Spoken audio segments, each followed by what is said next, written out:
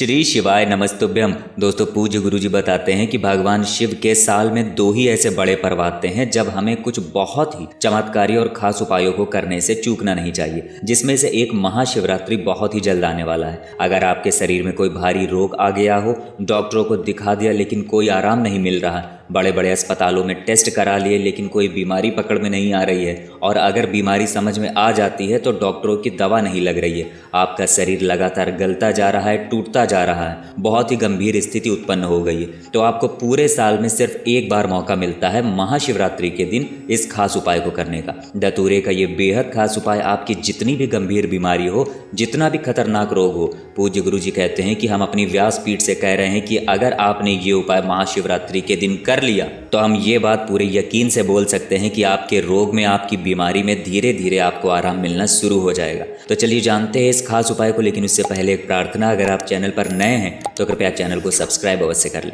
देखिए, सबसे पहले आप लोग इस महाशिवरात्रि के दिन का महत्व जान लें। पूज्य गुरुजी कहते हैं कि ऐसे बहुत से लोग हैं जो जानते हैं कि इस दिन भगवान शंकर की शादी के उपलक्ष्य में ये मनाई जाती है। तो देखिए, भगवान शंकर की शादी नहीं बल्कि उनके एक स्वरूप भगवान महेश और माता पार्वती का 52वां जन्म जो माता उमा के रूप में हुआ था, उन माता उमा का विवाह भगवान महेश से इस दिन हुआ था। जबकि इसी शिवरात्रि में भगवान शिव ने अपने सबसे पहले शिवलिंग का प्राकट्य भी किया था। दुनिया का सबसे पहला शिवलिंग भी इसी महाशिवरात्रि के दिन ही प्रकट हुआ था। तो ये थी इस महाशिवरात्रि की विशेष महिमा। अब बात करते हैं पूज्य गुरुजी के उस खास उपाय की। इस उपाय के लिए आपको लेना है धतूरा। पूज्य गुरुजी ने कहा कि धतूरा मेरे महादेव को बहुत ही प्रिय है, इसलिए इस महाशिवरात्रि के दिन आपको लेने हैं 7 धतूरे। ये उपाय बहुत ही खास है, और अगर आप या आपके परिवार का कोई सदस्य किसी गंभीर बीमारी से परेशान है तो उसके लिए ये उपाय रामबाण साबित होने वाला है। अब आपने 7 धतूरे ले लिए। अब इन 7 धतूरों में से एक धतूरा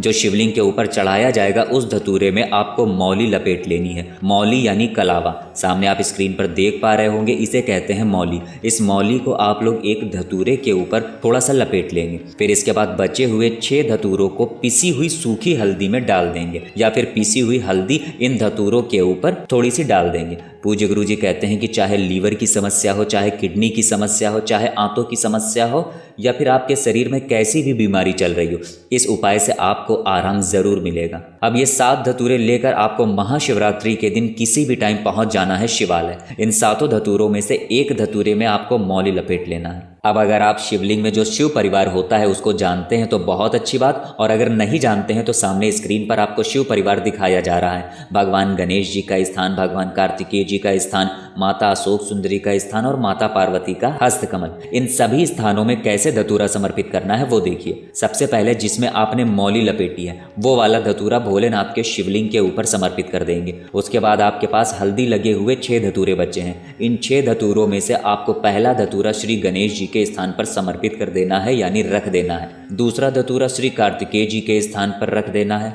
तीसरा धतूरा माता अशोक सुंदरी के स्थान पर रख देना है, और चौथा धतूरा माता पार्वती के हस्तकमल पर रख देना है। आप लोगों को किसी भी प्रकार की दिक्कत ना हो उसके लिए सामने आपके सारे स्थान दिखाए जा रहे हैं। इन स्थानों पर जहां जहां बताया जा रहा है वहां वहां एक एक धतूरा आपको समर्पित कर देना है, यानी रख देना है। इसके बाद 5वां धतूरा आपको जलाधारी के बिल्कुल आखिर में जहां से जल नीचे गिरता है वहां पर समर्पित कर देना है। सामने आप देख पा रहे होंगे ये स्थान बिल्कुल आखिरी वाला स्थान, यहां से जल नीचे गिरता है और बिल्कुल इसी स्थान पर आपको धतूरा रख देना है। इसके बाद सबसे आखिरी धतूरा आप नंदीश्वर के ऊपर समर्पित कर देंगे। लेकिन एक बात का बहुत विशेष ध्यान रखिएगा कि जितनी देर आप शिवलिंग में धतूरा समर्पित करेंगे उतनी देर शिव महापुराण के मूल मंत्र श्री शिवाय नमस्तुभ्यम का जाप करते रहेंगे। तो आपने सबसे आखिरी धतूरा नंदी महाराज के ऊपर समर्पित कर दिया।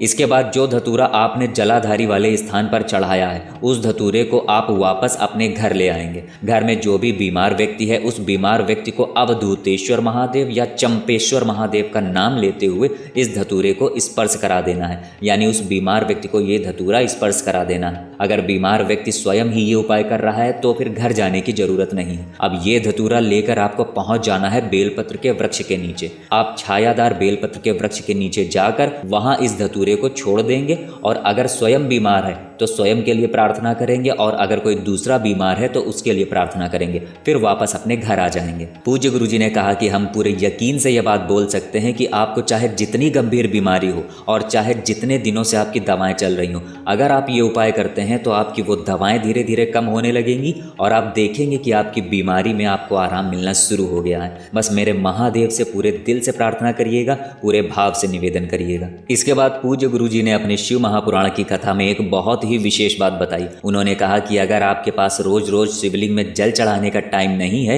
या फिर आप रोज रोज शिवालय नहीं जा पाते हैं, शिवलिंग में एक बेलपत्र या एक शमी पत्र नहीं समर्पित कर पाते हैं, लेकिन आप चाहते हैं कि आपके जीवन में बाबा भोलेनाथ की कृपा बनी रहे, तो आपको बस एक काम करना है। पूज्य गुरुजी ने कहा कि जिस भूमि से मंदिर में जाने का रास्ता है, अगर आपने मात्र उस भूमि को नमन कर लिया, उस भूमि को प्रणाम कर लिया, उस भूमि को स्पर्श मात्र कर लिया, तो आप समझ जाना कि आपको शिव तत्व की प्राप्ति हो जाएगी, आपके ऊपर भी मेरे महादेव की कृपा हो जाएगी। इसी के साथ पूज्य गुरुजी ने कहा कि आज के समय लोगों को बहुत मूर्ख बनाया जाता है कि तुम्हारे घर में वास्तु दोष है, तुम्हारे घर में पितृ दोष है या तुम्हारे घर में काल सर्प दोष है, तुम्हें ये वाली पूजा करवानी पड़ेगी तब तुम्हारा ये दोष समाप्त होगा, इस पूजा में इतने 1000 रुपए की जरूरत पड़ेगी। ऐसे न जाने कितने ढोंग, कितने प्रपंच आप लोगों को बताए जाते हैं और आप लोग डर डर कर उन सब की बातों पर भरोसा कर लेते हैं, जबकि चाहे वास्तु दोष हो, चाहे पितृ दोष हो और चाहे काल सर्प दोष हो, इन सभी का पिता केवल और केवल मेरा महादेव है। इसलिए जब आप अपने घर के रसोई घर से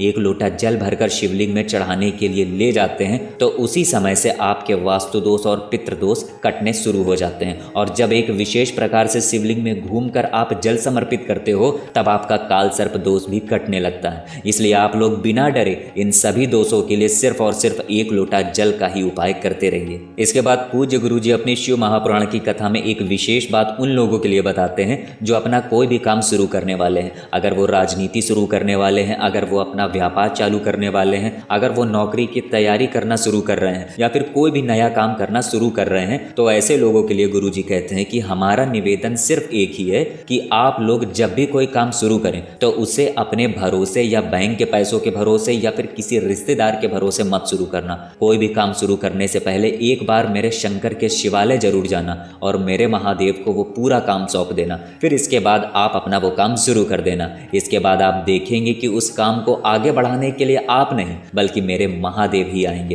क्योंकि गुरुजी ने कहा कि अगर आप लोगों ने दुनिया पर भरोसा किया है तो वो टूट जाएगा, लेकिन अगर मेरे शंभू पर भरोसा किया है तो वो कभी भी तुम्हारे उस भरोसे को टूटने नहीं देगा। इसलिए आप लोग किसी भी काम की शुरुआत करिए तो सबसे पहले एक बार शिवालय जरूर जाइए। इसी के साथ पूज्य गुरुजी ने कहा कि आज के समय में कंपटीशन बहुत हो रहा है। कोई पूरी की पूरी थाली सजाकर पूरे मोहल्ले वालों को दिखाते हुए शिवालय जा रहा है, तो कोई 10 घंटे, कोई 8 घंटे, कोई 5 घंटे भजन कर रहा है। बस हमारा एक ही निवेदन है आप सभी से कि आप लोग एक बूंद, सिर्फ एक बूंद जल भी शिवलिंग में पूरे भाव से अगर समर्पित कर रहे हैं या फिर एक चावल का आधा दाना ही शिवलिंग में समर्पित कर रहे हैं, तो हम ये बात निश्चित ही कह सकते हैं कि आपको मेरे शंकर की, मेरे औगड़ी की कृपा प्राप्त हो जाएगी। तो दोस्तों ये था पूज्य गुरुजी का महाशिवरात्रि के दिन रोग मुक्ति के लिए एक बहुत ही खास उपाय। अगर आप लोगों को जानकारी अच्छी लगी हो तो वीडियो लाइक करिएगा। मिलते हैं फिर एक नए वीडियो के साथ। श्री शिवाय नमस्तुभ्यम।